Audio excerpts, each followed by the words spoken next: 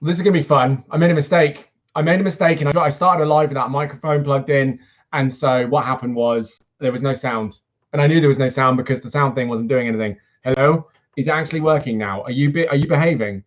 I don't feel like you are. Come on now. Behave yourself, Sonny. Come on. Come on. I don't know if it is. And I don't know where. Hang on. Yeah, that's working. Okay. So then. Right. Well, apparently, I don't know where the sound's coming through because usually it comes up here, but I don't know if it will. This is great. This is absolutely spot on. Oh, good Lord. Good Lord. Oh, crap. Oh, crap. I've just remembered I'm supposed to be buying a set of tickets. How do I do that? Okay. Let's see if it's possible. Yes, good. Yes, good. Yes, this is good. All of this is good. Yes, good. Yes, yes, doing it. Yes. I don't think this is working. I don't think this is where the microphone comes in. I don't know if I can be heard or not. I genuinely don't. I have no idea where the microphone thinks it's coming from. Such a pain in the butt. Come on. Come on. Come on. Come on. So what happened is there's some tickets for a drive-in coming up. I really don't think this microphone's there. It's annoying. We're in. Come on. What are you doing? Why are you taking so long? Sort it out. And I reckon, can you hear, Abby, can you hear anything? Can you hear anything? Because once again, I'm like, I can't tell whether the microphone's working or not. There's a green light up there which says that you can hear me, but I don't think it's the microphone that's making a difference. I don't think you can hear me. Good. But I don't think it's the microphone. I think there's something. Wait, hang on. If I hello? No, nothing. I shouted at the computer. I don't know where wait, is it the camera? No, it's not the camera. I don't know where the sound's coming through. I have no idea. Oh, thank you. Good. I'm glad you don't mute me. Yeah, thank you. I appreciate it. Oh, you've got tickets. Oh, okay, fine. Oh, your tickets are held for 6 to 9. Okay, fine.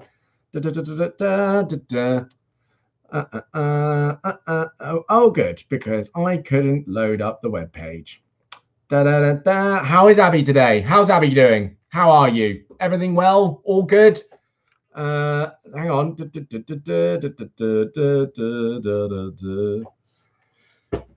How's things going with you? I'm well today. I got up really early. I got up at 5 a.m., did my run, got in there and at a cooler time in the day as well, which is very smart. And yeah, I did a good run. I actually beat my personal record again by 5 seconds, 4 seconds, 5 seconds, which is great. Really happy about that and feeling wonderful. You're feeling meh today. Do you know why? Any reasons feeling meh, or you just woke up and like meh? How was your sleep? How was your rest? How was the rest of your day? How was things? How did it all go? Do tell. I'm going to stop trying to load that now because it's pointless. I really don't think this mic works. Also, when I unplug the mic, I swear it just breaks. It's really frustrating because I can't change anything. And I want to be able to change stuff, but it won't let me. Toggle timestamp. Oh, what's this? Oh, I see. Well, that's handy, I suppose. I guess, kind of, sort of, maybe. Yeah, is there any way? There really isn't, is there? Like, I can't, if I click that just mutes me. That doesn't work. If I click on you, that just highlights you. If I click this, it just shares, and I don't want to do that. Ugh, there's no way of me changing it. It's so frustrating. I don't like it when stuff isn't, the way that I set it up. I put in the extra work to make sure that it actually did the work. It's not doing the work. It's not working. So I just don't. It makes this microphone seem redundant. It seems like while I'm shaking it around and stuff, it's like, what's the point? What's the purpose? Abby,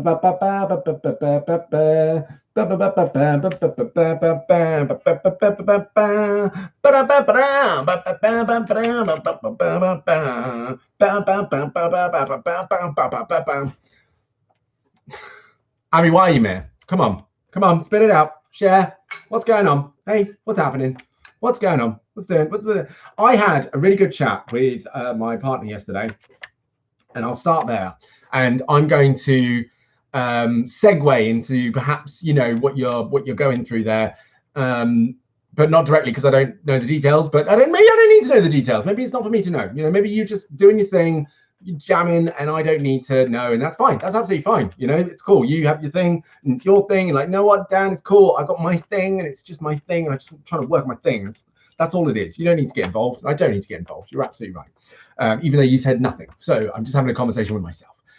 I was having a chat with my partner, and she has she's escalated through her career at an astronomical rate very, very quickly. And it's not really a reflection of the industry so much as it's an actual reflection of her work. And she has gotten herself in a matter of a few years to very, very, very authoritative places. And, you know, it's really, really impressive, really proud of her, very, very proud of her. She continues to aim high and continues to achieve her goals. It's amazing. And the conversation was around imposter syndrome. And we looked at the basic fact that she had risen at such a speed that her self-esteem couldn't keep up. So it's not that her self-esteem was low or down. It just wasn't able to match her standard of work. And so she was basically feeling like she wasn't really fitting into the place that she was in. And it was clearly something that was getting on her nerves, because she made a conversation out of it. So we talked and talked. And one thing that I certainly also had a difficulty with was when we had this narrative about hard work, right? And I just don't know what, I always hated the term hard work. I'm like, please sell it to me, by all means, please. Like, let me want to do it. People talk about hard work, and it just immediately, I'm like, nope. That's not going to happen. And certainly when you're self-employed, they talk about the rise and grind, and, you know, nose to the grindstone, and 15-hour workdays and all this bullshit. And I'm just like, it doesn't have to be that way, though, does it? I mean, I'm sure in some industries it probably does, because it's really competitive and it's really hard work. But I'm just like, does it have to be like that, though? Does it have to be? Because I don't know. I guess it depends on how quickly you want to scale or how quickly you want to earn money. I think when you're trying to earn loads of money really quickly, then yeah, grind, absolutely. Get to work hard, work your bollocks off, you know, put yourself in in burnout, whatever you do, and go for it, for sure. But I think to myself, well, nah, I don't really want to do that. That sounds like a tough time. That sounds like a lot of stress. And actually, interesting, I just think when you reach that place of success or whatever it is you're going for, I'm like, you've then got all that stuff to deal with in terms of hard work and all the stuff you put yourself through. And I'm like, well, no, I do want my life to be happy. I want to live long and happy and cool and chill.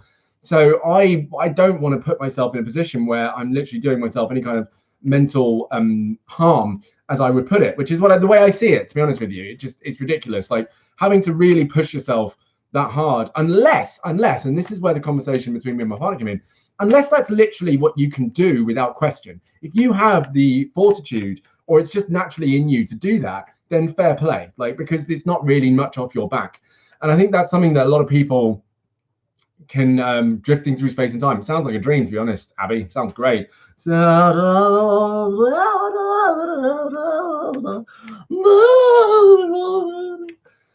Yeah. It was this thing where, because part of her feeling imposter syndrome was that she didn't feel like, this is what we kind of aired on, right? She didn't feel like she really, really worked for what she had. She worked. She's done a lot of studying. She's done a lot of learning. She's done a lot of exams, tests, all the sorts to get the qualifications, the accreditation to be in the position she's in. She's completely, absolutely, in terms of her skills, in the right place. And her colleagues alone are celebrating her like almost every day about how good she is at her job, but she doesn't feel it. And it's like, well, no, of course she won't, because the way that she goes about work, yes, she does work very, very hard, and she does work ridiculous hours of the day, you know, taking phone calls at 2 a.m., 3 a.m. when actually she's got to be up at 5 a.m. to get to work for 6:30, to be at work till about 6 o'clock in the afternoon, to then come home and take emails, and then it's constant. It continues to go. It really doesn't stop. And yet, while all of that is a challenge, she doesn't seem to need to really push herself to do those things. Those things are hard, but she doesn't really need to motivate herself to get those things done. She just does. And we established that there was this place in all of us where we don't necessarily need motivation to do the things that actually that actually better our life. So for example, for me, people will constantly be asking, Dan, how are you so positive all the time? Dan, why are you so upbeat all the time? And Dan, how do you get so much energy all the time? And I don't know. Honestly, I don't know. I try to put it into words and I try to explain it and da-da-da. But actually, I have no idea. As long as I can remember from the first memory I've had, I've always basically been the kind of kid who's just like, do you know what? Let's just have fun. Let's just enjoy this. Let's just be happy. Like, screw it, you know. And sure, I can talk about serious issues and sure, I can have a bad day. But for the most part, for me, I don't really need to push myself to be happy. I don't need to push myself that hard to be happy and content. I really don't. It's something that naturally is just, I just can do. And that's what I have. And so it's not really work for me, which means I can't, I guess in a way, I take it for granted. But at the same time, it's like this thing of, do I deserve to be happy, or, you know, is it warranted that I can be happy? And it's like, well, it's just part of something that I have. Now, I don't have the motivation like my partner does to do all the stuff that she does. That's hard work to me. That's like, I would really, really have to dig in to do those things. Whereas what I can do, I feel she would probably have to dig in a little bit to do, right? And not to say that she's not happy and content. It's just that in the way that I am, with the energy that I have, that's seemingly unlimited, even though I do have my down days, yeah, she just wouldn't be able to do that because her focus is her work and getting on with that. And I think to myself, what if we all managed to tap into that a little bit better and understood what wonderful things that we did naturally and off our own backs without even a thought, that actually are really healthy and great things, you know? And the problem is, I guess, the younger you are, the less evidence you have of these things and the less likely it is you're going to take on these things and do these things and understand and see these things. So the more you go through life and experience life, the more you start to pick up this habitual characteristic you have, which is actually really supportive, really got a good positive energy in it, can actually help you progress in your life. And it's something you can tap into and just be like, I'm just going to do this. That's it. Like, I go into every scenario, but it's public speaking, doing these videos, going on YouTube, doing the talks in schools and stuff like that. And no matter what, I'm always going into them. I'm nervous, I'm scared, but I'm always like, it'll be fine. It'll be fine. Just go in there. Like, and then I actually do say to myself, so what if it goes wrong? Who cares? Nah, it's not the end of the world, is it? It's really not the end of the world. I'll be fine. And lo and behold, I'm pretty sure I can't think of a time where I've done a talk and it's gone badly at all. Not one. So it's something that I've just been like, meh. Whereas my partner can do presentations and she hates talking in front of people and da-da. So of course for her it's like, So yeah, I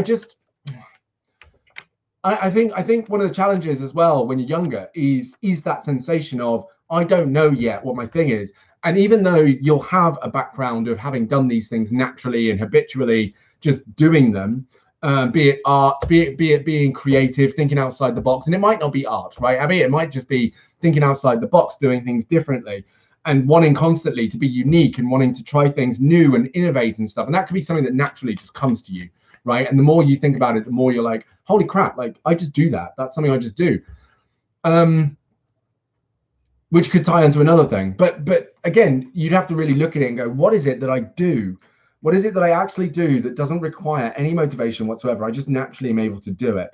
And as we grow up, it becomes more and more sort of, I want to say more and more niche. Because at first it could just be, I'm naturally, you know, an outside the box thinker. And it's like, yeah, okay, fine. But then in what context, in what conversation? Because it's not every conversation you can go to where you can just naturally be an outside the box thinker and come up with some wonderful ideas. And everyone's like, oh my God, that's amazing. There might be in a certain area where you're really good at that. And that could be a natural thing that comes to you that you're like, wow. And now I think about it, of all the times where this has happened, that's something I just do. I just do it. It just gets done. It's weird. And I do think, of course, it's important to check up on these things because, yeah, it's tapping into those areas where we just are capable naturally of just handling stuff, just dealing with stuff. And we can use it to so many facets in our area. Like, so for example, again, my positivity, which, you know, it certainly has daily limits, but in terms of day to day, it's pretty unlimited. Even during my 15-year bout with depression, I still was like sometimes looking on the bright side. And I think that's probably what kept me going, was I was like, at one point it's going to change. And actually that is true, because at one point there was indeed a time where I was like, I just wanted to get better. And I have a feeling it will get better. I don't know when it's going to, but I think it'll get better. And it did, it got better eventually. But that was not directly connected to me being positive about my horrible mindset and lifestyle. It was just that hope stayed there the whole time. And then for my partner, she has steam trained through so many things that I think would put another person down. She's really gone through a world of experiences, which I think honestly a lot of people really struggle to deal with, and even people in her own career. You know, they haven't progressed at the same rate. They haven't committed in the same way. They're trying to, but I think it's more work for them, some of them, because it's not in their nature just to be like, I'm going to commit to this. It's done. There we go. Cool. What's next? And it's everything for her. It's everything, like the relationship, her work, her personal life. She just commits and goes at it. And I'm like, damn, I cannot do that. Like with the running, even, you know, I get better at running, but eventually I get better at running. But every now and then I do really have to sit there and be like, oh, can I run today? Should I run? Whereas if I know it's her, she's like, no, I'm running. See you later. It's incredible. I'm really, really impressed. I do think we all have some facet of a thing in us that just goes.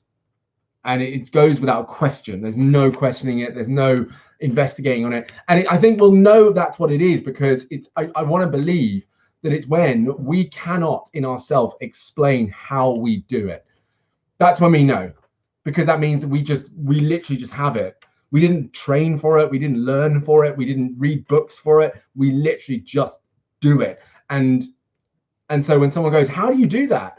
You're like, I actually have no idea. I have no idea. I've tried to intellectualize my ability to be positive all the time, but to be honest with you, the more I look at it, the more I'm like, I just born this way. I don't know. I've just constantly always had a mindset of positivity wins. From literally the first memory I have, whenever I think about things I did as a kid, it was always fun, joy, happiness, and smiles. That was it. And I don't.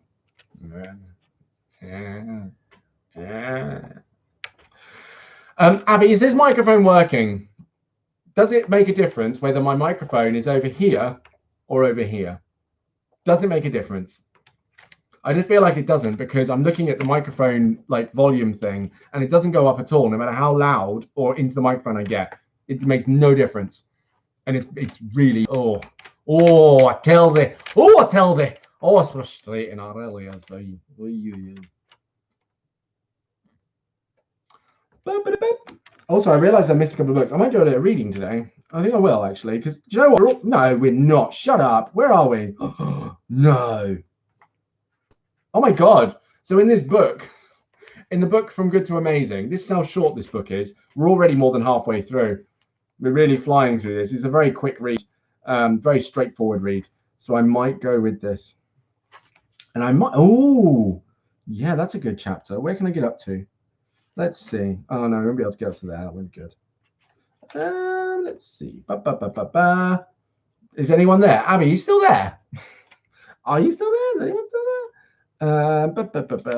Your life, doing perfect. Images count. Learned plans. Don't worry. Okay. Yeah. Good. Okay. Wait, it does make a difference. It does make a difference. So it does make a difference whether it's here or over there. That would be great if it does. I can't actually remember whether or not what I said. So your yes is like yes, it does make a difference. I'm gonna wait there and leave it there. Yes. Okay. Thank you. Good. All right then. Good. Amazing. Cool. Cheers. Cheers, Abby. Thanks, babes. Love ya.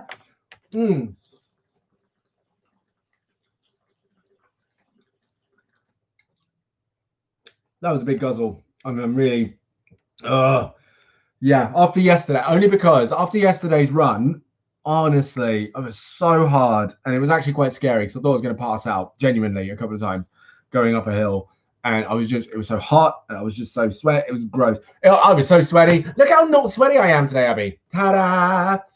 Moisturized skin. It's not dry. It's moisturized, and I'm not sweaty today because it'd be gross. No, I'm good. I'm good today. This ain't gonna be it. This ain't gonna be it.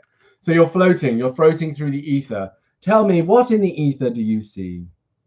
What is being seen in the ether? Speak on some of the things that you're experiencing while out there in space and time, Abby. Say them. What is it? What is it you're experiencing at the moment?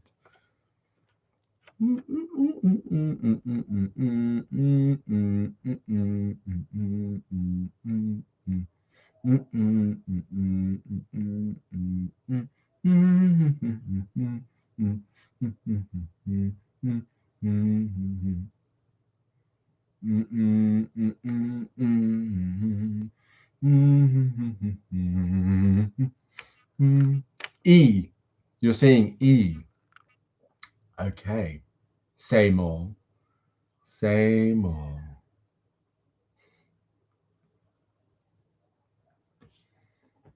E. I think,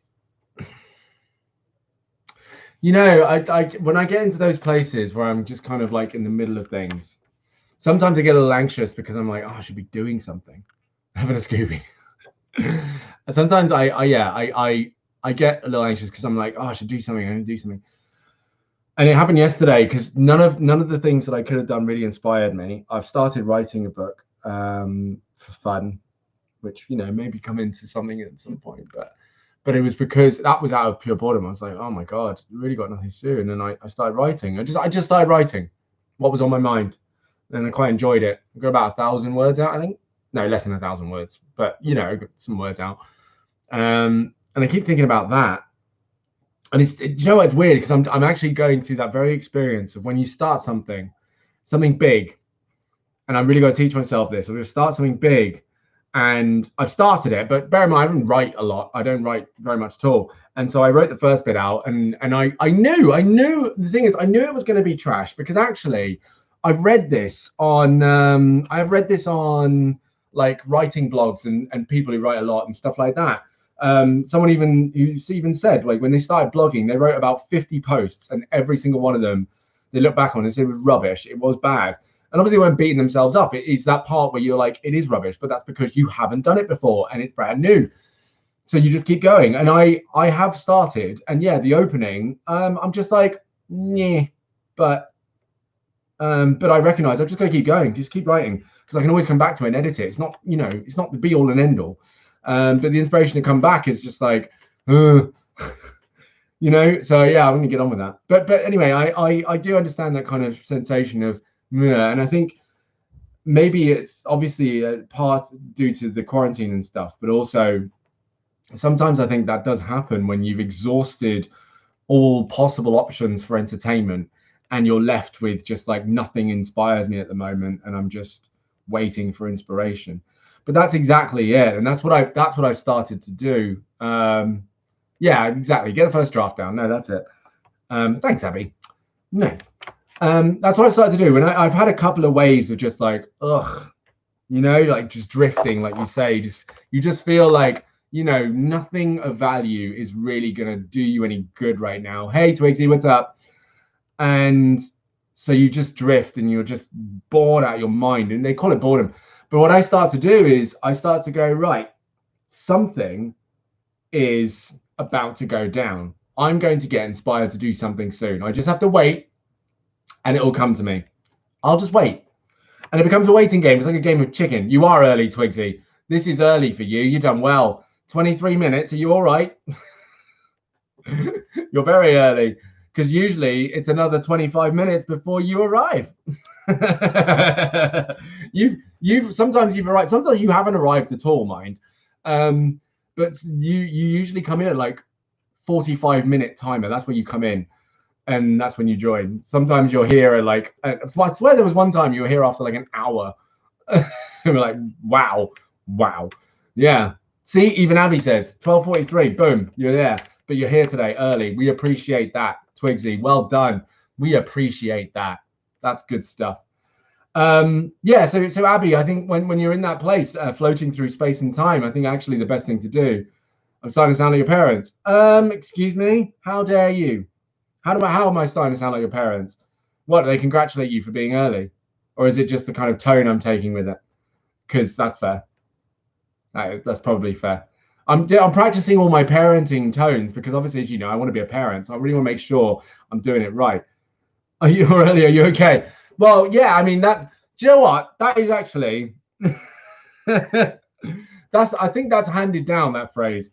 Because yeah, my parents used to do that to me as well. So I think it's just a form of habit that I've developed from them. But yeah, it's true because usually I think the idea is, of course, you get into a habit of being, turning up at a certain time. Like Abby said, we both said you usually turn up at this time, but suddenly you've changed a habit massively, and it's like, yeah, is everything okay? Like, what happened?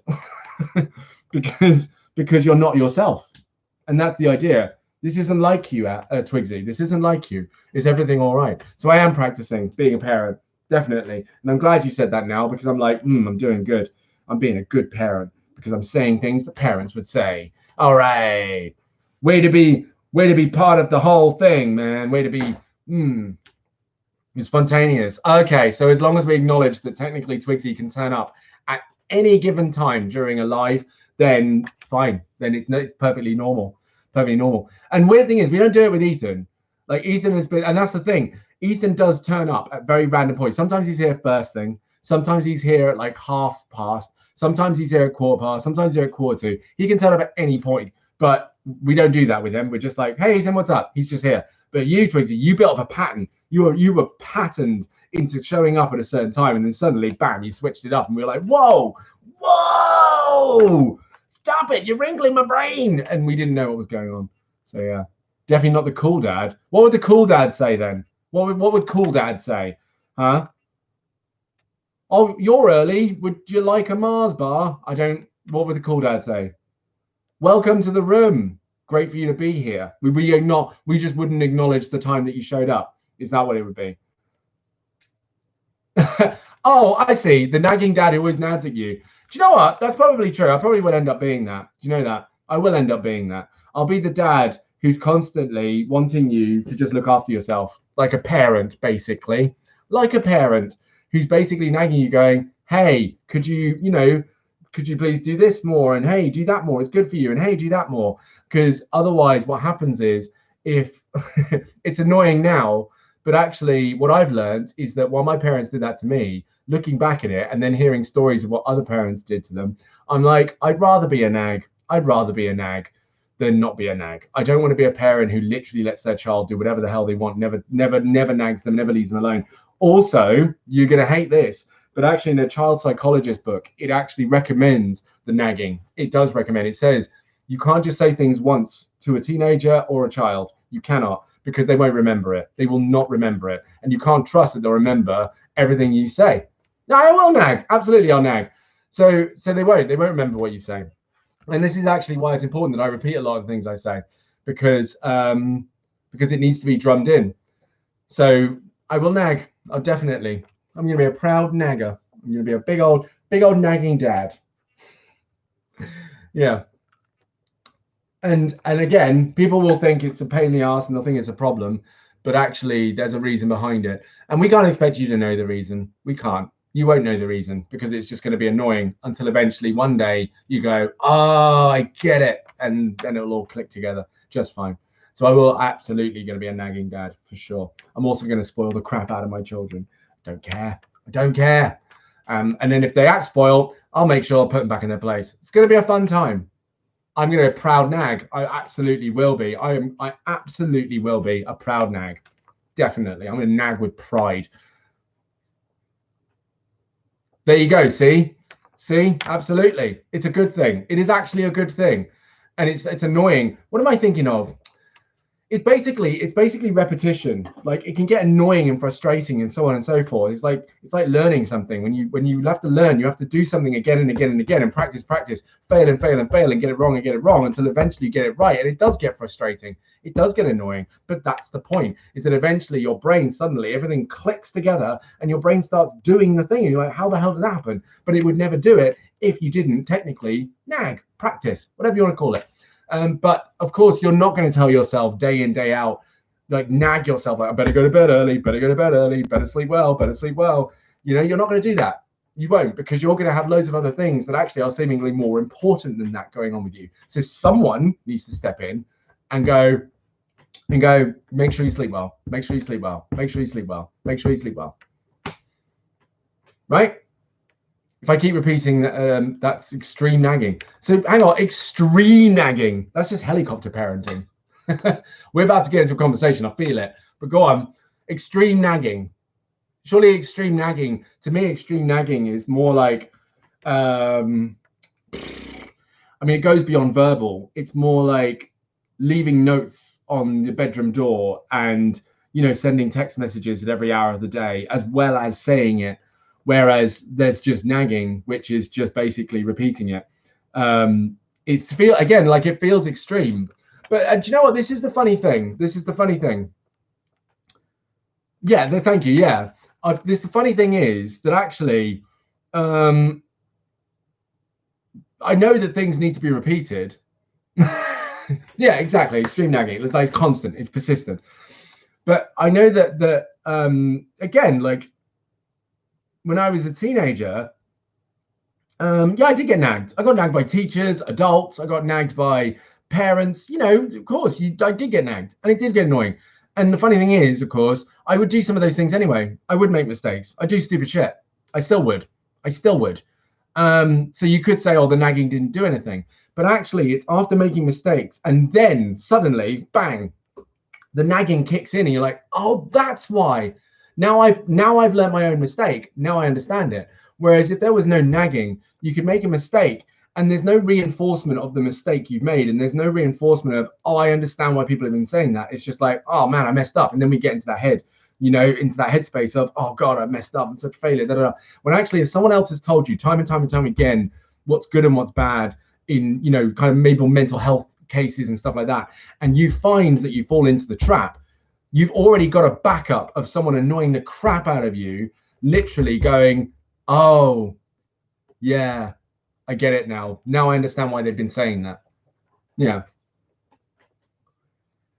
Yeah, it is. It's literal reminders. I don't plan to piss my child off on purpose, but I know it will piss them off because they're going to feel like I am literally repeating myself to an extreme degree when actually it's just like, no, this is a lesson that's important. And I will continue to give you this. And I'll tell you now, my mum still actually nags me about the same thing she used to nag me about 10 decades ago. And in some cases, I have had to sit her down and be like, Mum, you really don't need to teach me this anymore. We're done now. We're good. Thank you. I know you care. I know you love me. I know you don't want me to make mistakes, but we're good now. So you can stop that one. You can put that one to bed. Right? And there you go. And it actually, thankfully, has stopped. I'm all British, okay? Yeah. And actually, considering you've been on this earth for 71 years, Abby, then actually anything repeated, you've seen it all, right? You've seen it all. So anything repeated is going to be old news. You're going to be like, oh God, oh, this again, oh. Let me just go to bed and listen to the Archers on Radio 4. It's done with this silliness. But no, it is absolutely important. When you're younger, you do need stuff repeated to you. And you know, because when you're at college, you'll hear the teachers say the same thing again and again and again. But again, it may not click in. And I keep saying this on purpose. It may not click in until you get older and you start to recognize that you can tell someone something and they will not listen the first time. They might not listen the second time. And it gets frustrating. So you just find yourself repeating yourself. Then you get sick of repeating yourself. But the problem is if you stop saying it, they don't learn. They don't. If you don't tell a child in the classroom to stop talking and you have to keep telling them to stop talking, they will just keep talking. And next thing you know, you've got other students in the room whose education is being sacrificed or disrupted because of the person talking in the room. So you have to keep saying it, but they won't listen. So that you have to say it again. It's a complete pattern. It's a complete pattern. The world can be beautiful, and then it can be extremely terrible. Yes, absolutely. Thank you for imparting that. In fact, Abby, what are some of the greatest wisdoms you can share with us for your 90-year-old self? Please do indulge us with your wealth of wisdom and experience on this earth. I would love to know. I want to hear what was the most profound thing you've experienced in your 71 years of life. Tell us. Well, yeah, because actually, very quickly, Abby, the nagging's annoying for everyone. I say I'll be a proud nag. I know, actually, I know that, but in effect, it will be right. But I know there'll come to times where I'm really going to get annoyed, because it's like we've talked about this a million times, and I know I'm going to say that. We've talked about this so many times, so it is actually frustrating. And in a classroom environment, I think I've talked about this. It's really, really, really. I can't stress how disrespectful it is when you are in a lesson, and the idea is that people are in the room to learn. And you've got, not everyone, but you've got some people who will not, who will disrupt, who will be a challenge, who will take away from the lesson. And it's hard. It's real. Being a teacher is really, really hard. And so when all you want to do is deliver the knowledge, right? And for example, with me, if I'm in a lesson where I'm delivering information that I feel actually is really genuinely important and helpful and useful, and there are people in the classroom who don't seem to care or aren't interested, all I want is for them to get out. That's all I want. I want them to not be in the room. Not because they're annoying. It's actually because, what's the point in you being here if you don't care? And you probably heard teachers say that, but it's true. What's the point in you being in the room if you don't care about what's being taught? Go outside. Just go. And not in like your discipline, you're in trouble way, but literally don't be in here if you're not interested in learning. And it's really hard. It's really hard. So in fact, what you're left with as a teacher is you're like, I've got to keep these students in the room. I've got to keep these students in the room, but I've also got to manage them so that they can be in the room while I teach. And I want to be able to teach the students. I want to be able to teach everyone and get information to everyone. But it's obvious some students don't care, right? So that's it. I can't force them to care, because that means that eventually they're going to care even less. So now I'm stuck with two problems, right? I'm stuck with two problems. One is I need to manage the students that are being unruly, which is a challenge, because again, it's nagging, it's repeating. And again, repetition is kind of a form of, going insane. I have to repeat, I have to stop them again. And then not only do I have to stop them, but they will protest. They'll be talking. I'll tell them to stop talking. They'll be like, we weren't talking. And I'll be like, how? No, you were, because I've never said stop talking to a student that wasn't actually talking. So please. Then, of course, you have to get on with the lesson, and there's a flow of a lesson, right? There's a natural structure. So if the flow gets broken, then it gets hard to get back into the flow and get back to where you were.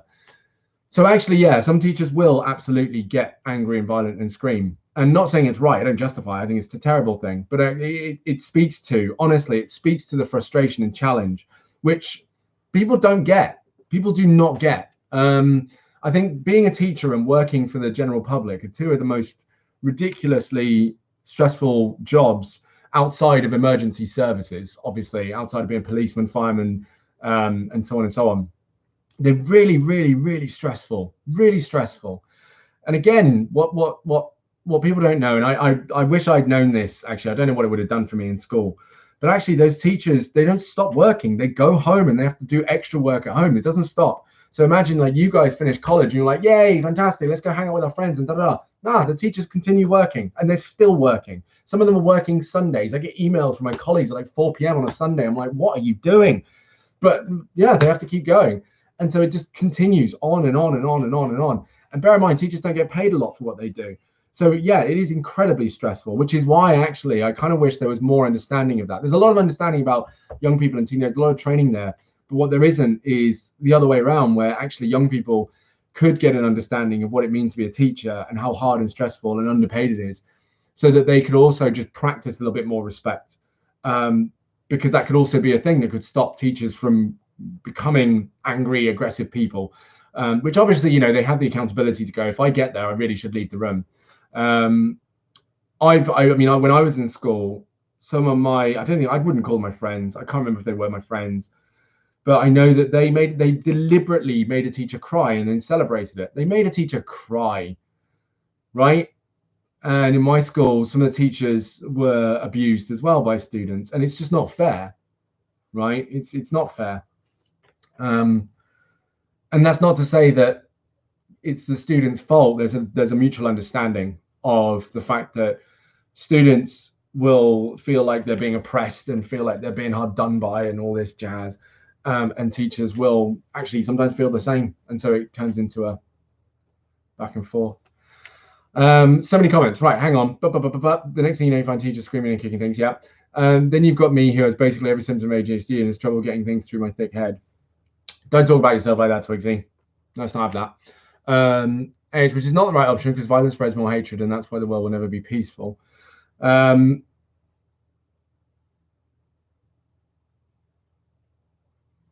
does spread hatred, yeah. But yeah, I think, you know what, I've given a lot, and actually what I'm going to say is true, controversial, but true, is that basically managing, I know that being a teenager is tough, right? And it is tough, and I've said this many, many times. But the truth of the matter is, on the other side of it, teenagers are also, honestly, sometimes a massive pain in the ass. They really can be a massive pain in the ass, and it's something that, again, as a teenager, people, they might understand. Like, some teenagers will say, "Oh, teenagers are such dickheads," and blah blah blah, and they won't like, you know, other teenagers because of the way teenagers behave. But the difference is, teenagers can think of one teenager they don't like and go, "I hate them because A, B, C, D, and E." But what's not recognized is that as a teacher, you have to manage like between 10 and 30 of them at once. And that's where the screaming and problems come from, because it's like, oh my God, it's not fair to say that they should just sit there and be quiet and, you know, and just behave, because then it just turns into a bit of a weird prison camp situation. So you're left with a situation where you want to give freedom to, I'm going to read your poem in a second, Abby, I will.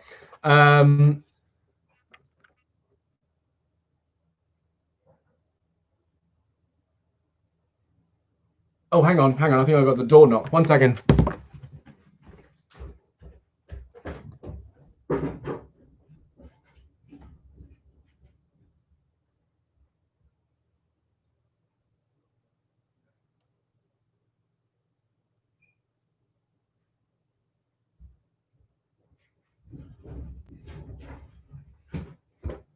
It wasn't the door. There's a construction guy out back. I will cut. There you go. See, I'm back. There we are.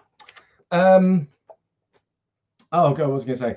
Yeah, it's the fact that you're left with these situations. There's not enough mental health support for teachers. There's a growing mental health support for young people. Oh, excuse me. But honestly, it's tough. It's really tough. It's a difficult thing. And teenagers aren't assholes, I don't think, because they want to be. Some of them are. Let's be honest. Some of them are.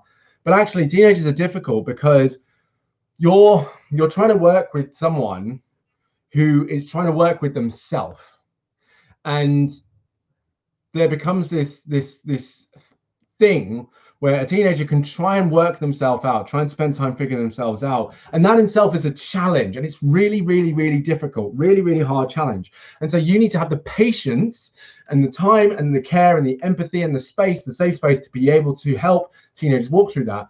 But maths is not the time to do it. English is not the time to do it. History is not the time to do it, you know? So you might have students having identity crises, right, in their life, which will obviously take precedent over everything else going on in the classroom. And all you're doing is trying to give them information. And of course, all the teenager will want to do is figure out what the hell's going on with them. And so you have that dynamic as well. It really is a challenge. And so teenagers aren't trying to be pains in the arse. They don't mean to be pains in the arse, but they really are. And that's just the difficult thing. It's like people, you know, it's like some adult. They're not trying to be a dick. They just happen to do dickish things, you know, like not indicating on the road, and, you know, even in social distancing, not practicing social distancing. You know, it's tough. It is. So it's a really challenging area as well. Really challenging area. To be honest, I respect teachers a lot because their job is a lot more than people think it is. It really is. Yeah. And there's a few parents out there now, apparently, who are actually starting to call for pay rises for teachers because they're having to teach their children at home, and they're not having a good time with it because they're starting to understand how difficult it is. And that's one child or two children, not 20 or 10 or 30. So here we go. Right, Abby, war. I am but a lost soul, for I will never feel the pain of those who have loved. Darkness is my only companion, anger always by my side, and your love is faded by time. War, time is precious, for I never say goodbye. Nice. Nice. I mean, that was good. That was very good. We'd love to bring that out. Just boom. Amazing. Good stuff. Yeah, it does sound like a quote. Totally. Sounds like something that would absolutely be in a movie. So that's cool. You can always put it forward. I'm trying to think where it would go. It could be at the beginning of a film or the end of a film. In what kind of film? A lot of teenagers and even young adult students in college piss me off so much. The countless times that one big group of guys have come waltzing in the library, causing trouble and stressing.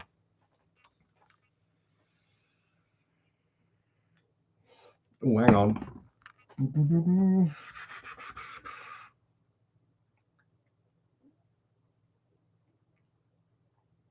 Oh, okay, right. So I can.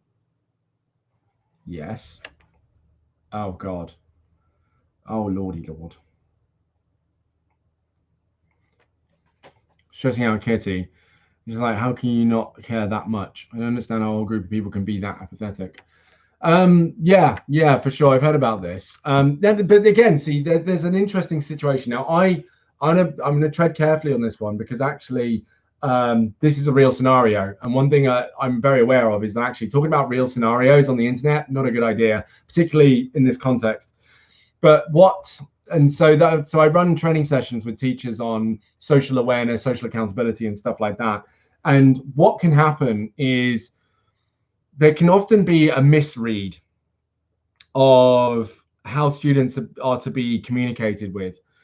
Now, for example, and this is exactly what I'm talking about, right? And I get what you're saying, Twigsy, for sure. But actually, the thing is, you can have groups of students who are indeed just trying to have fun. And that fun may not be fun for everyone, but that's really what they're trying to do. These are the kind of students who will want to have fun, but their idea of fun isn't everyone's idea of fun. And that's not to say that their idea of fun is like really, really, really problematic or really, really, really harmful. It's just the fact that it's cheeky, it's tongue-in-cheek, it's, it's a bit naughty. And sometimes it does cross the line, right? Sometimes it does, and that's when you take the action. But the other side of that to me, and this is actually talking about many circumstances we can have in schools, is that teachers will set a rule, and this is a problem I think teachers make, and it's part of the challenge of the job, is you can set a rule that's supposed to apply to everyone, right? And it's not necessarily being quiet in the library. That's not necessarily the rule. It's rules like you will always speak to adults with respect, and you will always, keep quiet around people and blah, blah, blah, and stuff like that. But the moment you set that expectation for young people is the moment you're going to set yourself up to be annoyed and disappointed with young people. Because if I were to set a guidance with a whole room full of students where not everyone's going to be on board or not everyone's going to automatically abide by it, then we're in trouble. We're in trouble. And it requires an agility and an adaptability to the circumstance to be able to understand how certain circumstances can actually be managed, right? There are some students and some teenagers who just cannot be dealt with, right? They can't. But actually, there are some students that I've worked with in many colleges where they just need to be approached differently. That's it. They just need to be approached differently. And I know that will give people a stick, a stick up their ass because they're like, oh, why are they getting different treatment and blah, blah.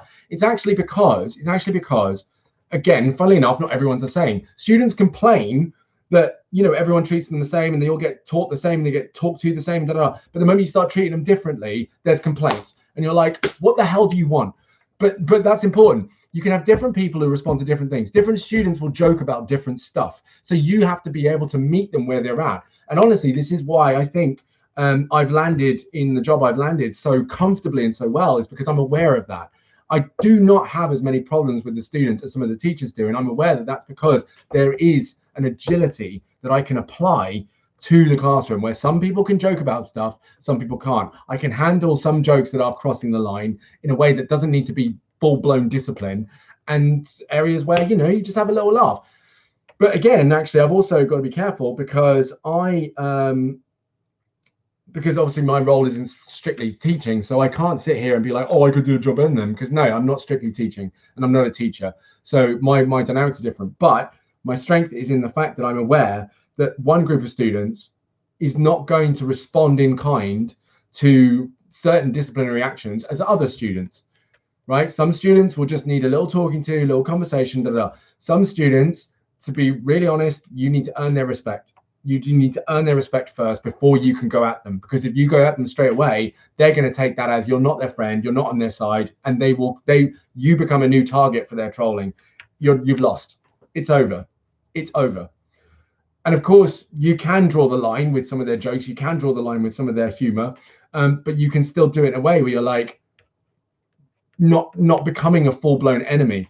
Because I've heard of many scenarios where a teacher has done the right thing, but unfortunately it's with the wrong group of students. And there's loads of things that can play a role in that as well. There's loads of things.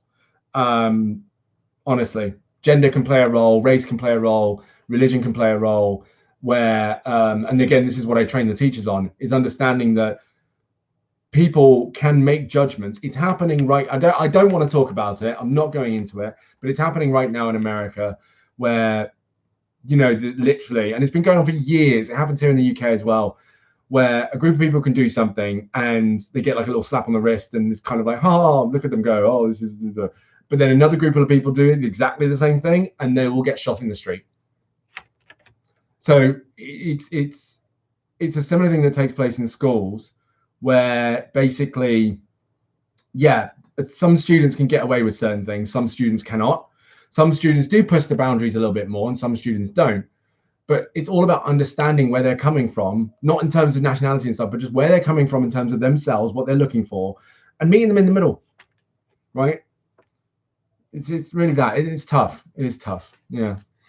Yeah. Why'd you get excluded for a day? For a whole day? What did you do? Did you pee in a corner somewhere? Did you use the men's toilet? Unbelievable.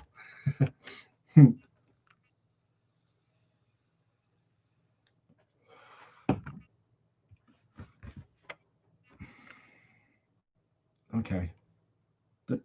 Yep. Allow. Yes. Oh, you've got to be kidding me. Right. This is just ridiculous. Hang on. Right. Go away. Just while you do your text, I've been asked to partake in, share.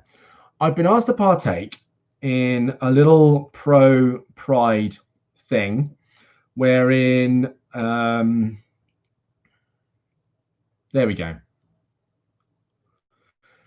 Wherein I talk about why I think pride's important, what pride symbolizes, and why pride should still happen this year.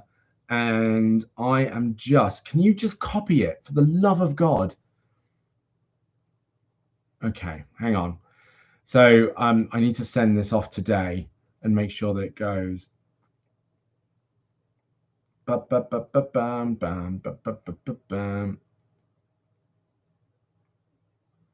away. Okay. Is that right? Is this correct?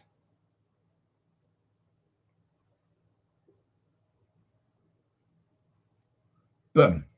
Okay. Okay, that should have been sent. Right. Good. Did someone say pride? You refused to go to a lesson because my bully was there, and they excluded me for refusing and wasting the teacher's time. Oh, that's pretty shitty. That's not great. Not ideal at all. Not ideal at all. You had to sit there in school for a day alone for breaking someone's wrist and sending them to hospital. Wow. My goodness. Yeah. No, this is honestly. There's so many things to speak on in that. I refuse to go into a classroom and I get told I'm not allowed to go back to school for a day. This is one of those situations again where, because I don't even know where to start with that. The fact that you got excluded for one, I mean, bear in mind, of course, I'm hearing your side of the story.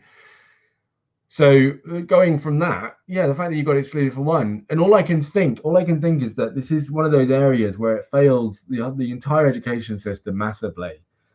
But unfortunately, the system does get set up to,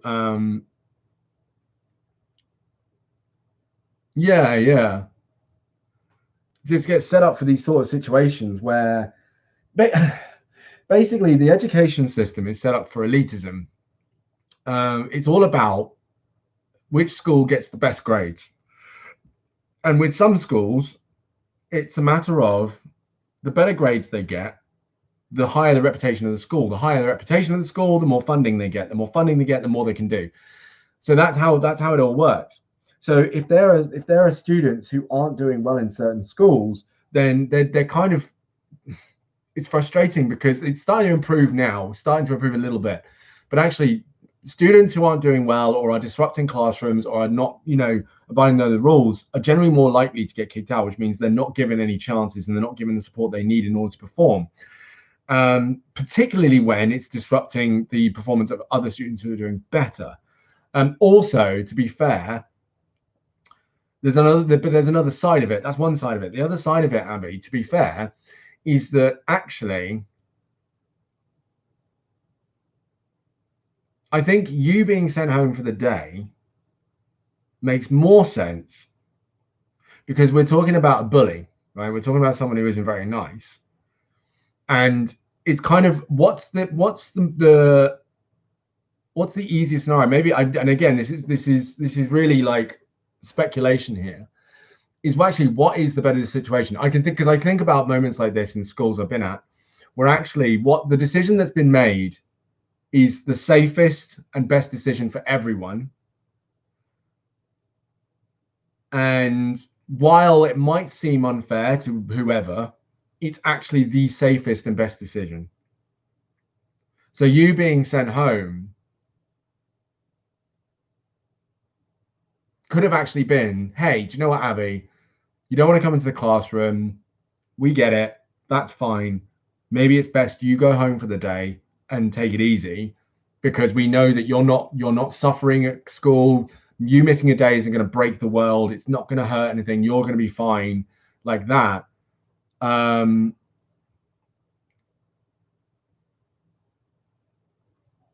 So hang on, don't see why I didn't get an isolation where I get put in a room, not allowed out or to see anyone. But no, because I think that's the thing. You got to go home, right? Being excluded, you got to go home. You got to go to your safe place. Putting you in isolation sounds more like a punishment than going home.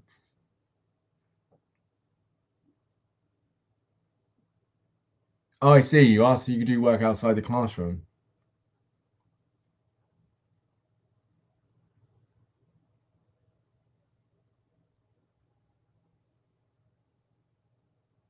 There's a lot more I need to understand about this situation. It does sound really horrible.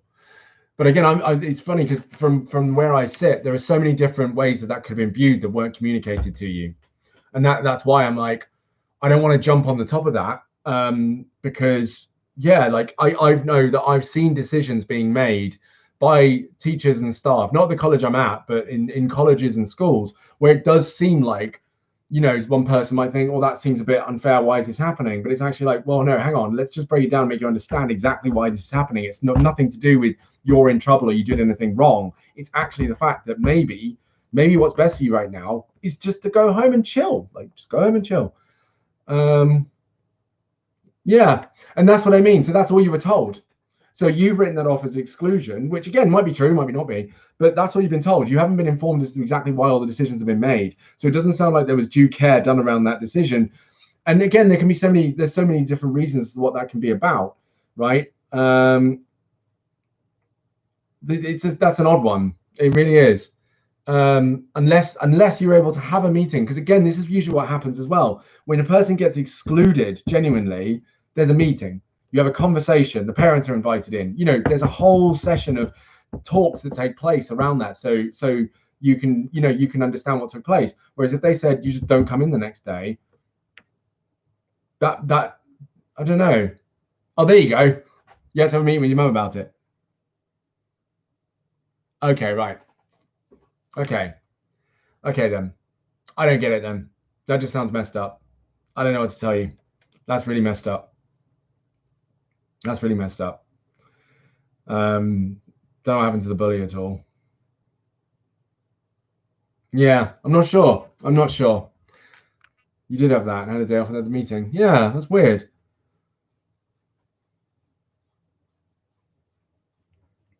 Yeah. Well, yeah, that's a shitty situation. I don't know. I don't know. Again, it's complicated. It's such a weird scenario, but that just sounds like bang out unfair, really unfair, and I wouldn't be able to explain that to anyone. That's not okay at all. But it'd be interesting to see. You had to say sorry to the teacher. Oh God. Hmm. Hmm. But I don't get it. Sorry for what? You wouldn't go into a classroom because there was a bully in there. You refused to go in, so you had to apologize to them. Oh, Jesus Christ. This isn't the school you're at, is it? This is not.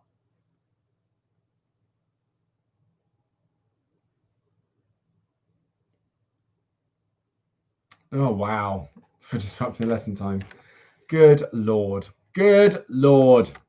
And you know what? This is it, man. This is part of those challenges. This is part of those challenges. That is, yeah, that's ridiculous. It's hard, but oh, this is the mess. This is the mess with school. This is the mess with working with young people. This is the mess with teachers. This is the mess with the whole situation. Is that it's I've made bad calls before, to be honest with you, Abby. I've made bad calls myself. And it's bad calls that I've made because I wasn't in a place to manage the situation properly. And I think this is part of the other issue, actually. Now you mention it, and I'm not defending them. I'm saying it was a very bad call, and it sucks that you experienced that. Okay, good. Okay, good. Yeah, excellent. So I've made bad calls before, and I can say it's down to the disruption. It's really hard and frustrating, and I've gotten mad. Like I've actually, I've made bad decisions working in classrooms myself, and it is really hard because your focus is, I need to get this work done. I need to get this work done. I need to get these students to understand this information. And I think that the challenge comes in when suddenly something comes in which is unexpected, and the adaptability may not be there to manage it.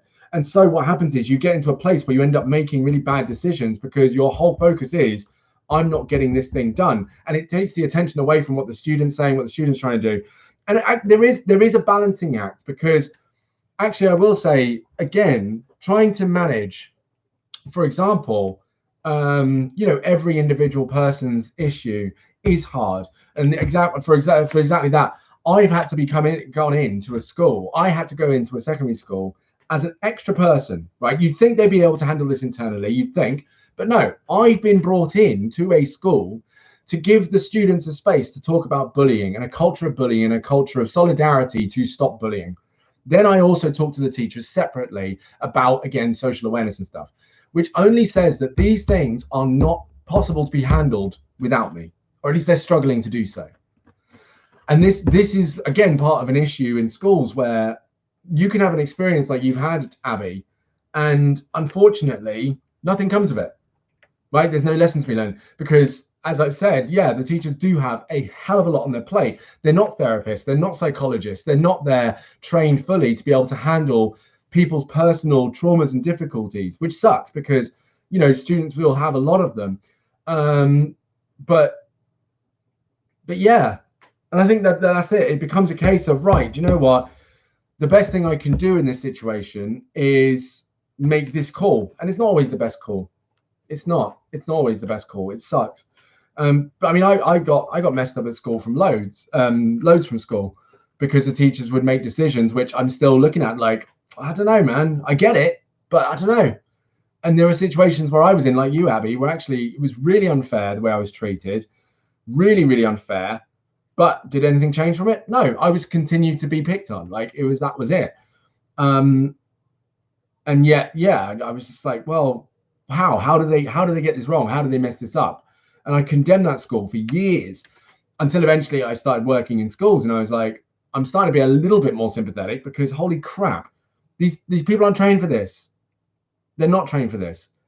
And the expectation is that, again, young people are raised in a healthy manner, in a good way. So they're not bullying other people and making it hard for other people and picking on other people so that this stuff doesn't happen. And then we're not in this mess where that stuff happens. That's the expectation. But does it happen? No.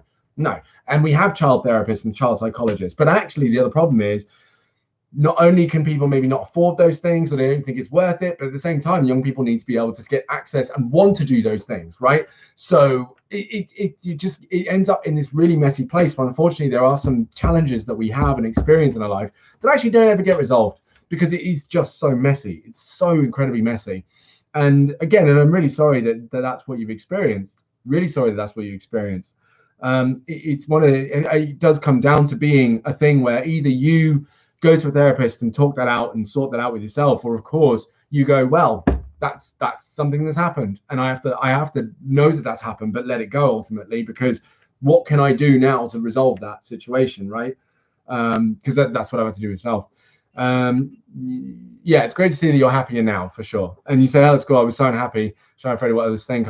I tried talking to them, but most of the kids said, do you hear that? Can you hear it? Oh, I see. Okay. At college, I'm happy and I feel comfortable, and teachers are good. Good. That is good. That is great. Yeah. And that, yeah, of course, again, that speaks to teenagers being little assholes, bullies, basically. They're just bullies. And I don't know, man. I think I do think it's possible that you could end up with a whole generation of young people who are fine. I think it's possible. I just think it's incredibly hard work that we all have to do. Even the people who've been victims of these things, who would say, oh, I've been a victim to this, so I don't have to do anything. No, unfortunately, everyone has to partake in it. And I think that's where it starts with, for example, how you treat yourself. It comes back to the self-acceptance thing yesterday.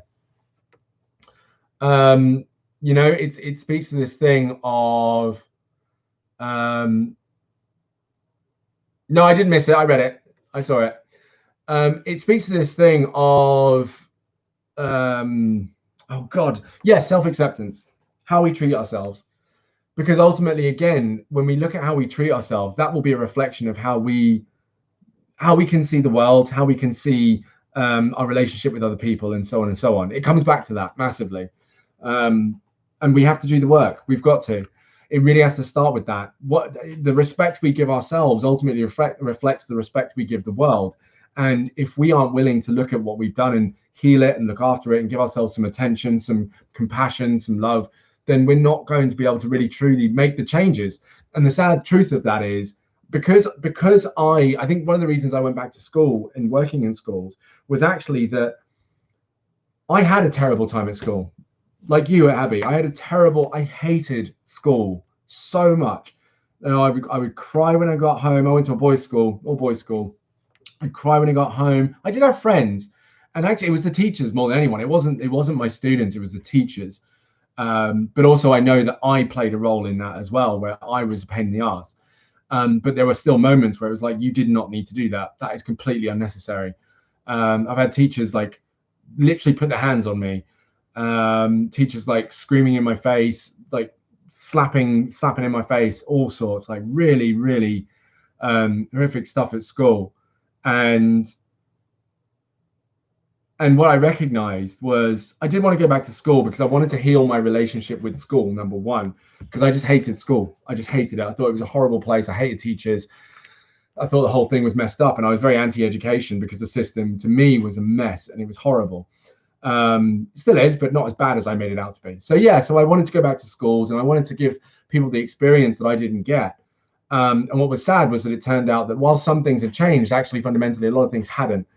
But what I recognized was that that's down to the accountability of all of us to understand what it means to be healthy minded, what it means to be a good human being, what it means to look after yourself, what it means to be accountable, what it means to do better.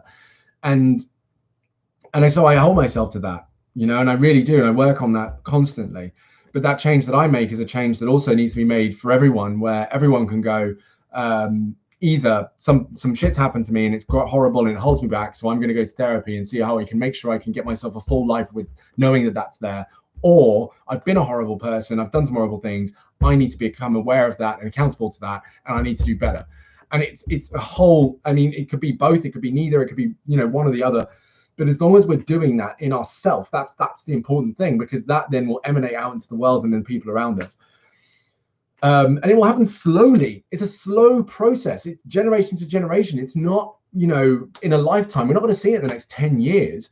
We're going to see it generation to generation, because there are still swathes of societies, millions, billions of people out there who still are in the mindset that therapy is nonsense, that personal development's a waste of time, that being happy is a fallacy, that positivity is a load of nonsense, and you know, living a happy life is impossible.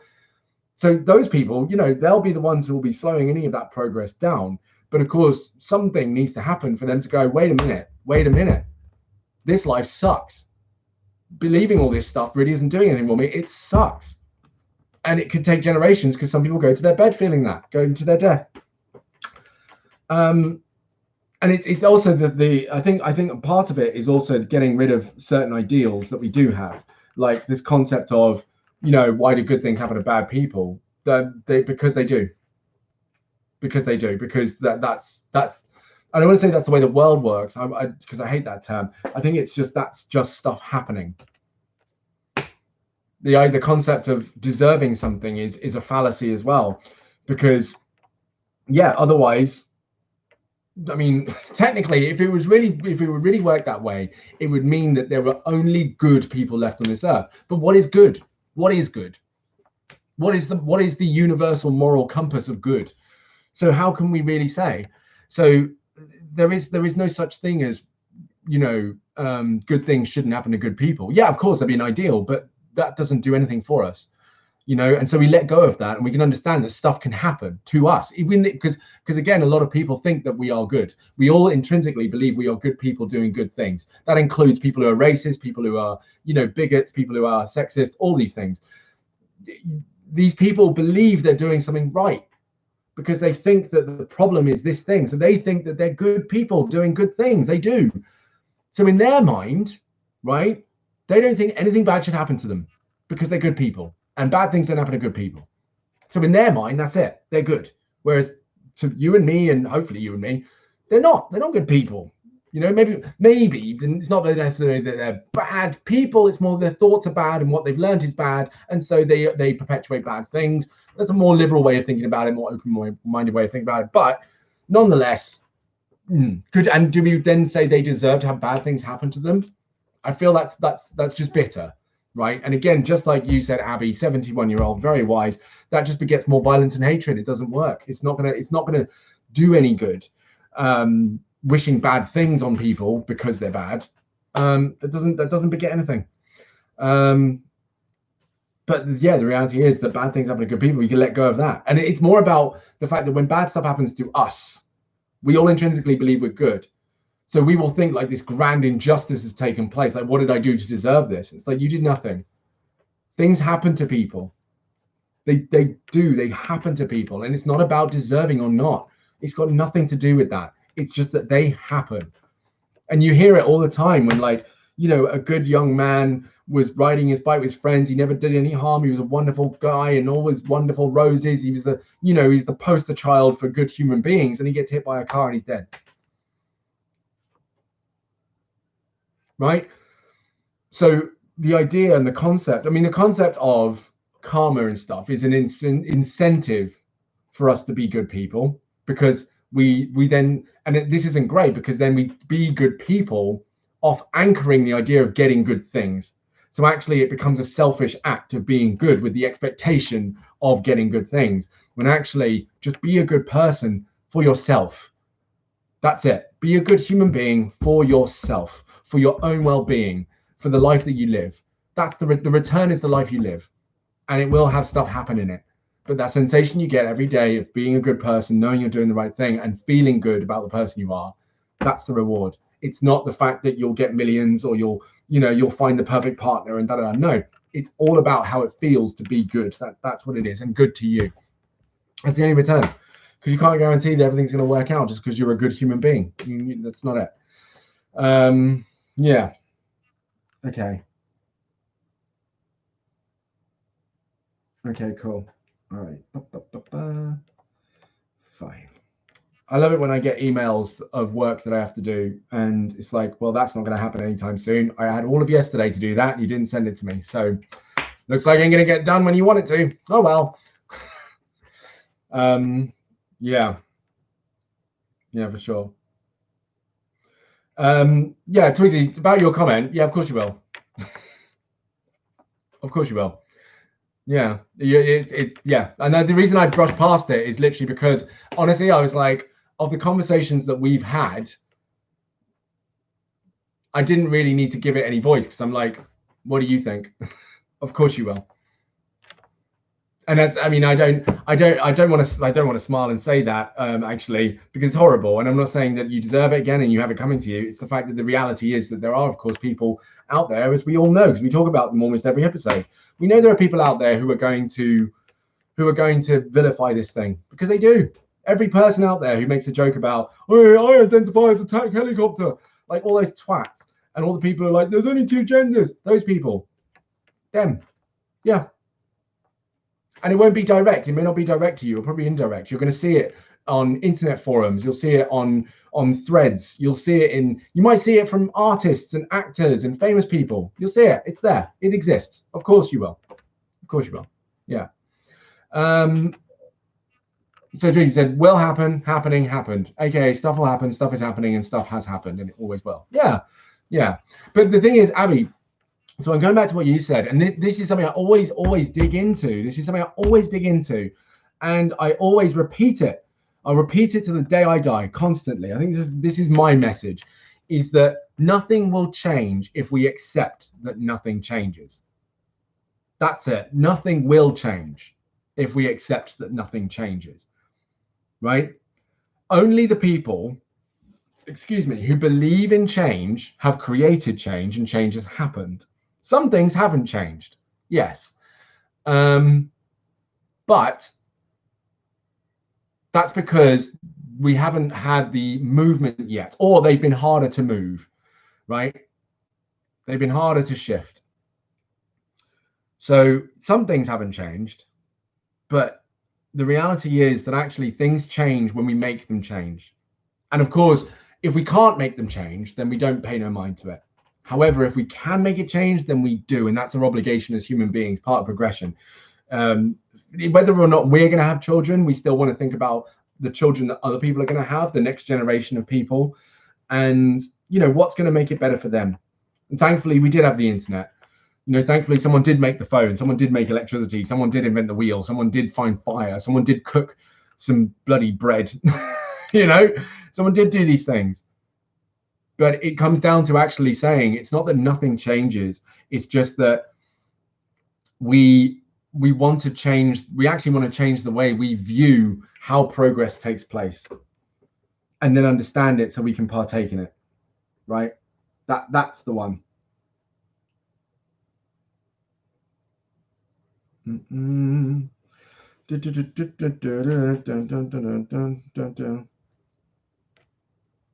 Oh, cool.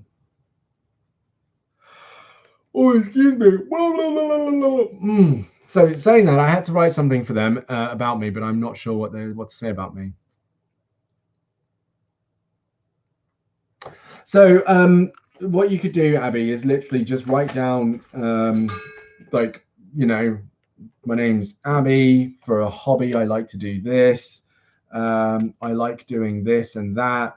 I grew up here. So actually, let me just put down the titles for you. And then you can just take this and write it out. 1 second. Wait, I'm going to have to do this with 2 hands. So I'm going to put this down. Unos momentos, por favor. If I just prop you there. Good, perfect. Okay. So, name, age. It won't let me do the thing. Where you are from in regards to like a city in the UK. City. Where did you grow up? What are some great memories you have? And then, what's been a really important lesson for you in life? If you can answer those things, you've done it. I don't know how long it needs to be, but there you go. And I don't even know the assignment. I have no idea what the hell you've asked, but you said biography. So I was like, there you go. Do that. Do that. And when I say some great memories, like 3 to 5, something like that, and tell stories about those. Yeah, that'll be done. So it's a weird practice talking about yourself. It takes time, but once you get it, it feels good. Feels very good, for sure. Right, now I'm going to get into the last part. Now, do you want me to read from this? Because I don't think I've done any reading this week. Oh no, I did on Monday. Did I do on Monday? I don't know. Twigsy, you don't know this, but I'm actually more than halfway through this book. We're already nearly more than halfway through. So what I might do is read some of this if you want, and then call it a day. How does that sound? Sound good?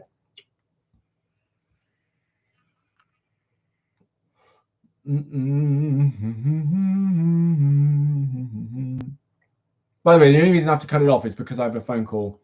Yeah. You're very welcome, Harry. No problem at all.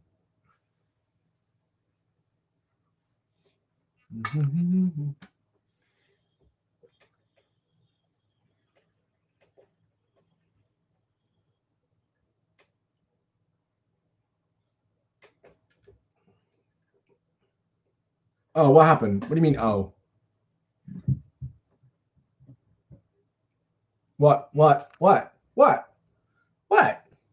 Are you owing as in I don't know the assignment? Or are you owing as in I've got to read? Oh, he's reading. Oh, God, this again. Ugh. Also, where's Twigsy gone? Twigsy ain't said nothing for a while. Actually, I will say, Twigsy, your first challenge, though, bear in mind, right? This is part of the challenge of life. This is part of the challenge of life. Oh, right. I see. Yeah, no, I will. I will have to go. I will have to go soon. Part of the challenge of life is expressing. It's one of the tougher things to do because it's very vulnerable.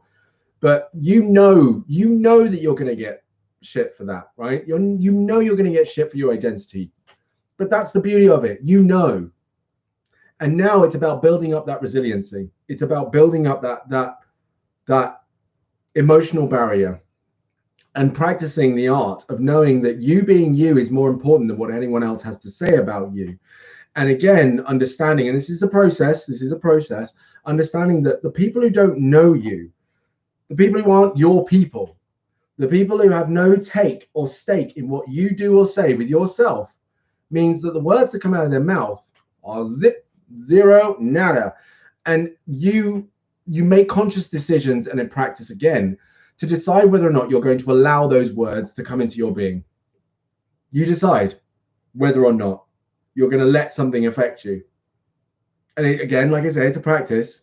And I know that this is a very sensitive area, so it'll probably be more practice for some than others.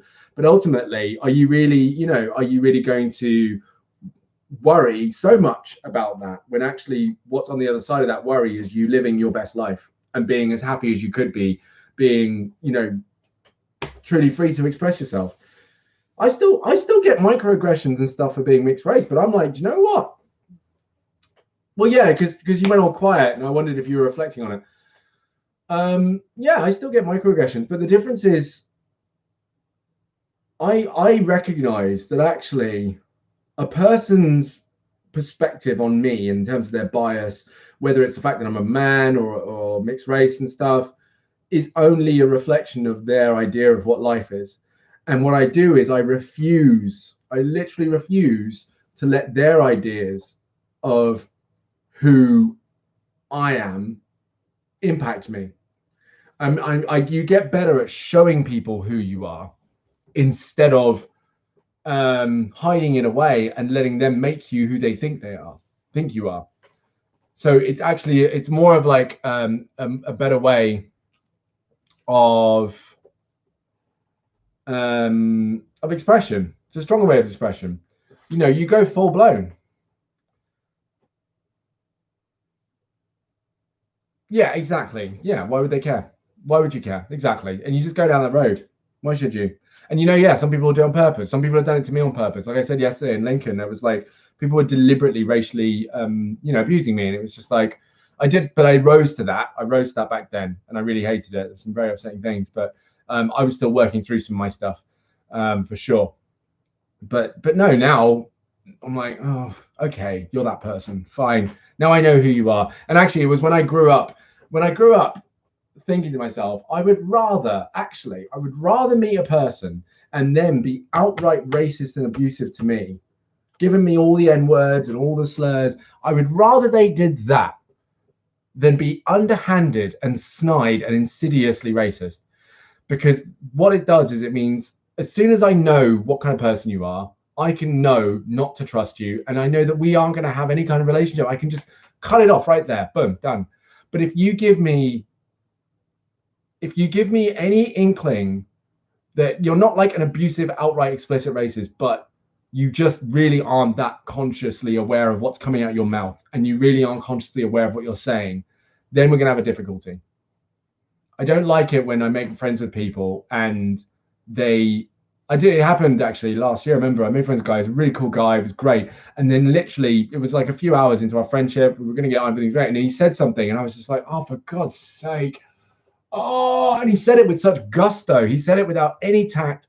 He said it without any kind of forethought or consideration for the sensitivity of the subject. He just said it. And I was like, oh, I'm so disappointed. And it hurt. It hurt because I liked this guy. I thought he was cool and I thought we'd be friends and stuff. And then it just boom, came out of his mouth. And I was like, that hurts more. That's more painful than someone who just comes out straight away and says it. And you're like, okay, I know where we're at now. We don't need to build any kind of relationship. Go away.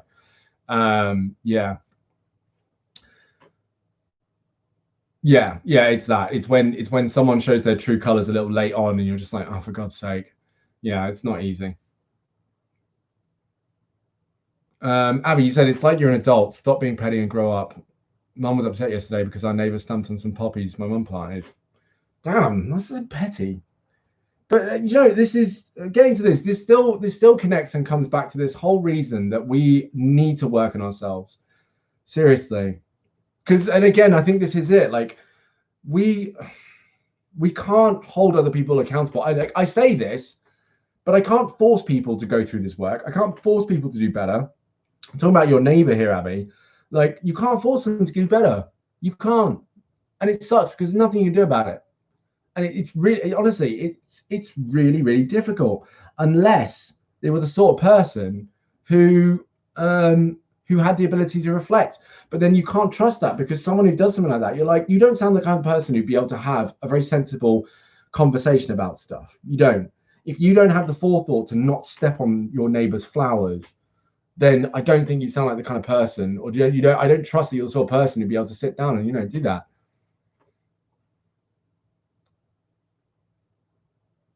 Right.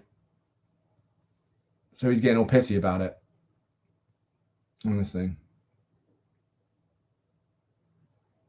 But again, it's funny because I think, do you know what, this is something else that we get really good at. Yeah.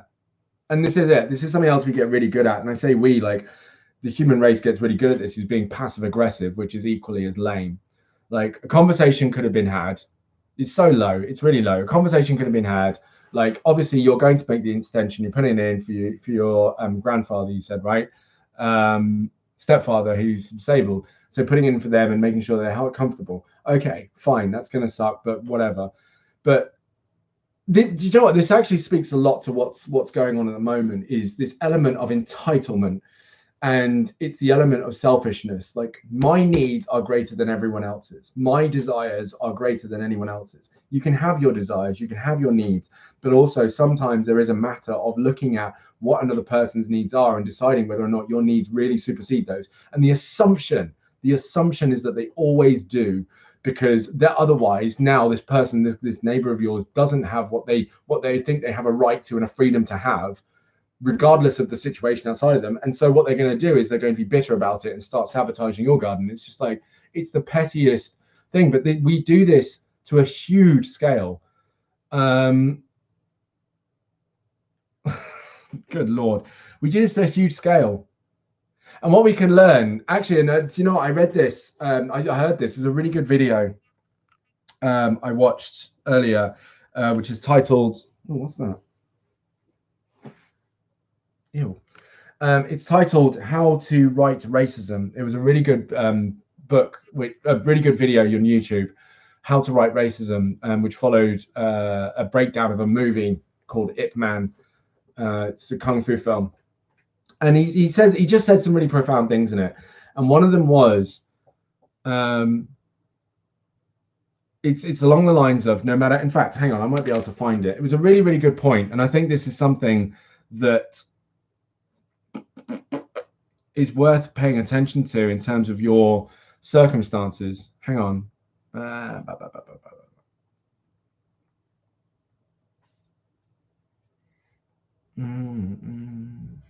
Right. Stop. Right. Where is it?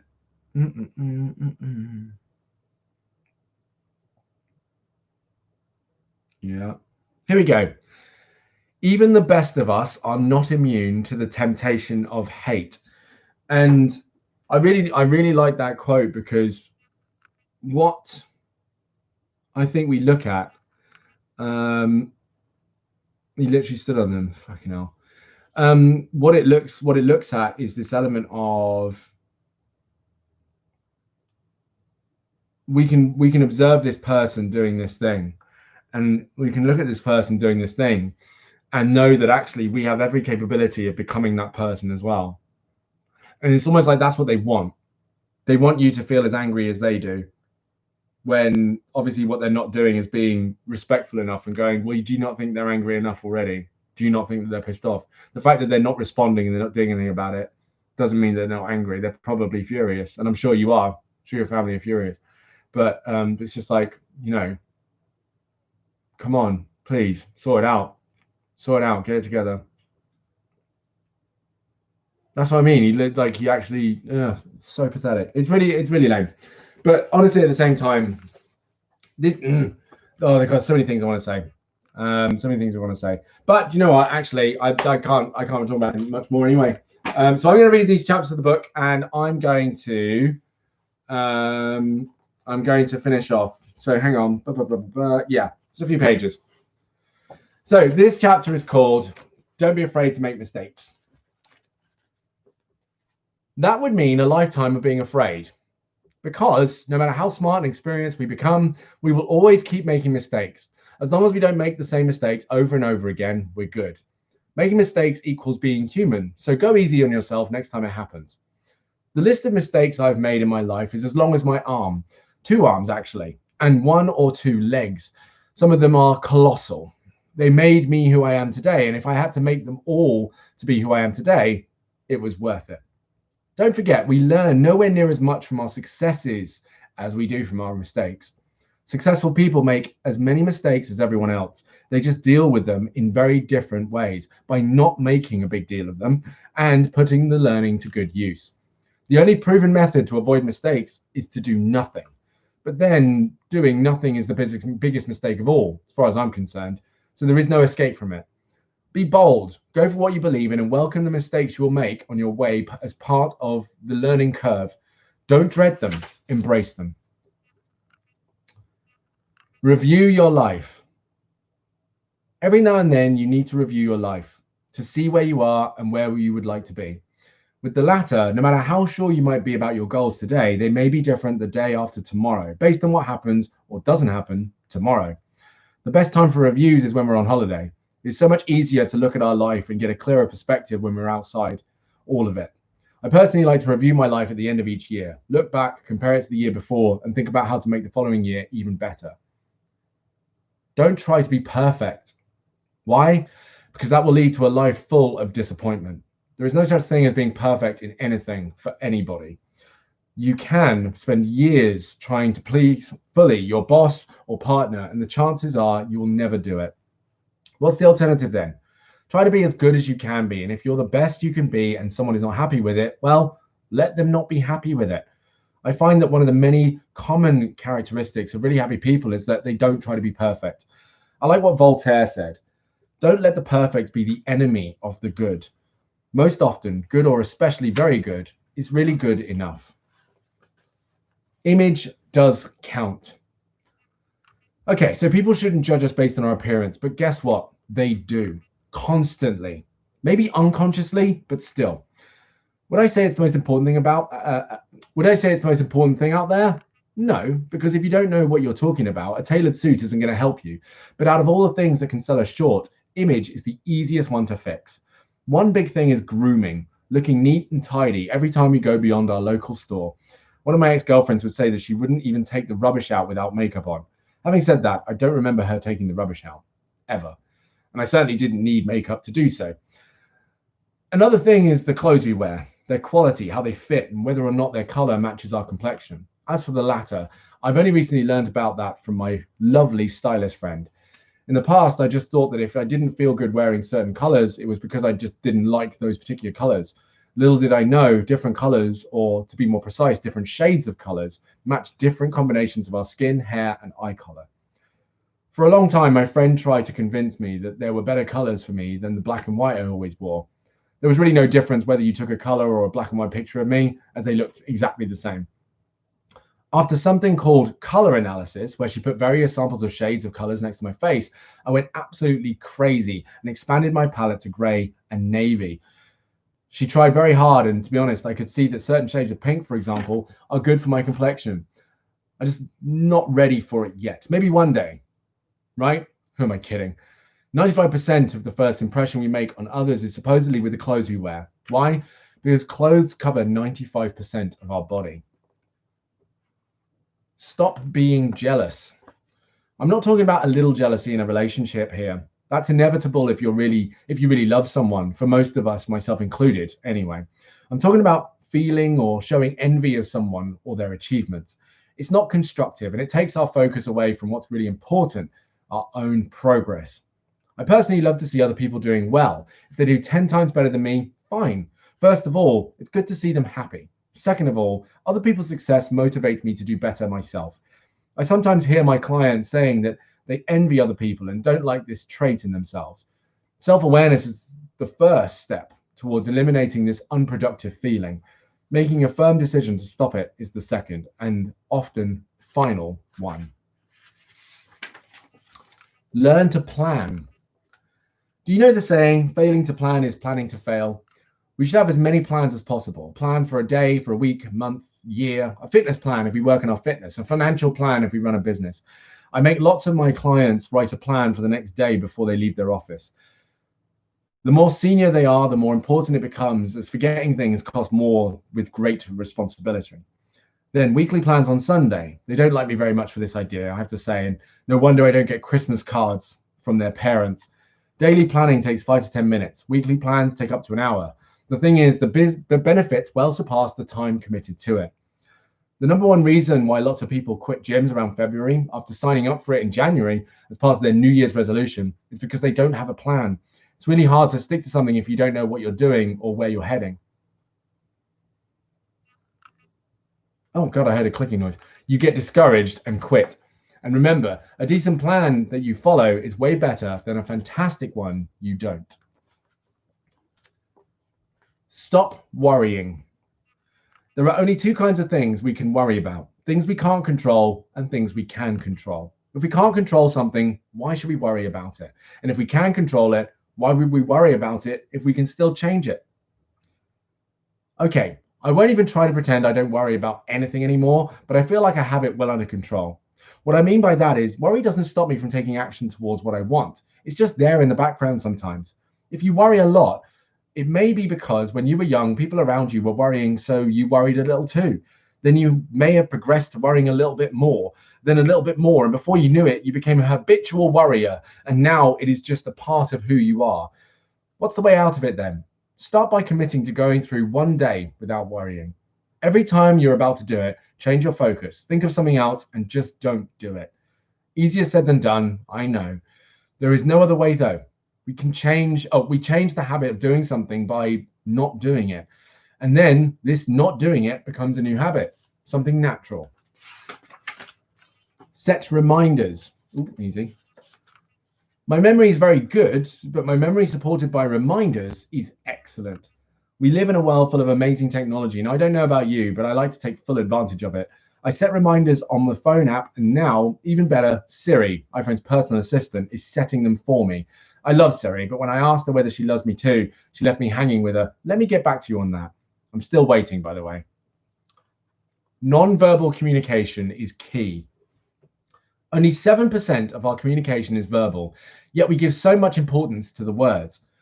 I say, let's continue giving importance to them, but pay more attention to our voice tonality, 38%, and particularly our body language, the remaining 55%. If a mother says, "Come here, I love you," to a child in a serious voice while standing stiffly with her arms crossed and a stern expression on her face, which message do you think will be stronger to the child? Another thing very high status people do, country leaders, top CEOs, have in common is their great control over voice tonality and body language. They usually achieve this with the help of coaches. There are two elements of voice tonality, pace and pitch. Notice that all high status people speak at a slow pace. Why?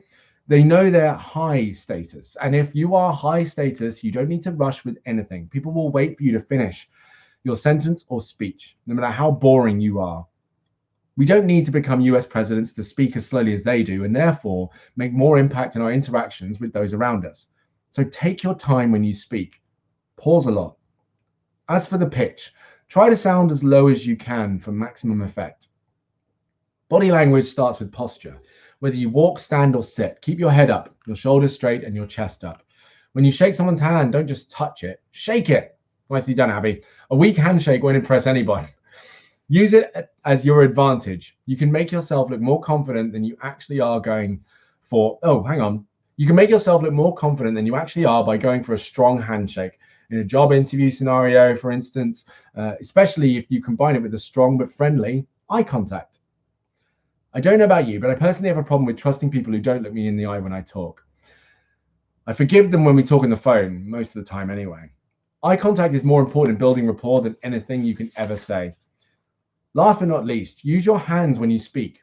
Gesture, but don't touch your face unless there is genuine reason for it. Don't make any unnecessary body movements, period. They're all signs of nervousness. Be aware of the concept of open body language and closed body language. The latter is when we cross our legs and particularly our arms. It makes us appear cold and unfriendly. An experiment where 50% of participants were asked to listen to a lecture with closed body language and 50% with open body language. The latter group ended up remembering 38% more from the lecture. Fascinating. There it is. Firm handshake. I don't try, just like on Popeye. Well, there you go. You just really get in there. Get it. Here you go, vicar or priest, whatever the hell it was. Take it. Get it. But yeah. Oh, my cousin got a doggy. Right. My cousin got a doggy and is currently being groomed. And it's first dog in her life. Really happy about it. So hang on. Look at this. Look at this cutie. Oh, getting a wash. It's it. You get a wash. Wash it up. And he's just standing there, all well behaved and stuff. Look at him. Oh, cutie. Cutie patootie. So cute. Love him. Oh, there he is again. And there he is. Wash dog. He seems quite old. And, oh, he's chilling out. He's just going to lie down. Oh, he just had a little yawn and a lie down. I don't know what breed it is, you know. I have no idea. Hang on. Let me find out.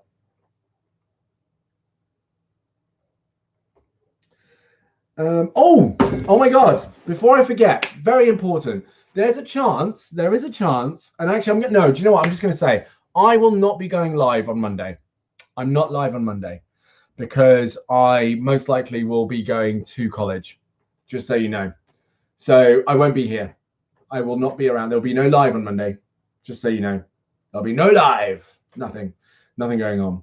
And I thought, you know, let me just make sure that that's clear.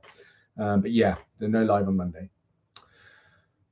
But with that really terrible news, I'm going to part. I'm going to leave it. You know, quit while you're ahead and stuff. I'm going to leave it there. But yeah, exactly. Like a Labraweiler Doberman. Don't know what to call it. But everyone, thank you very much for the conversation today. Appreciate it. Hopefully, Abby, you'll stop floating through space and time and you will land on a planet that is covered in all of the roses that will not be stomped because there are no assholes that exist there. And Twigsy, just go and live your best life. I mean, both of you live your best life, obviously. But, you know, Abby, it was specific. You do the thing. And Twigsy, you do the thing. Yeah. Go for it. Laradu. That's what to call it. Okay, then. Oh, good. Okay, you told her. Fantastic. Good. All right, then. Great. So have a fantastic weekend, both of you. I'll catch you on Tuesday. I'll see you then. All right. But have a good 3 days. Take it easy. Much love. And goodbye to you all. Oh, my God. No, I was not about to do that. Gasp. Gasp. How dare we? How dare we? That's not even a hashtag. That's not even. What am I doing? What is going?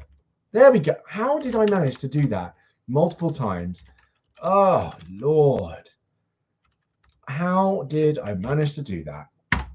Didn't even put a hashtag in there. Unbelievable. Unbelievable. I'll have a lovely day. Thank you very much, Twigsy. I will. I can't believe it. Right. Everyone, dab it out. Hashtag not part of the peak. Get him in there. Get him out. Get him done. And we will all have a great. My cousin doesn't know what breed it is. A mix of things. Very helpful. Good. Yeah. Good stuff. All right. And we're out of here. Much love, people. See you on Tuesday. Bye.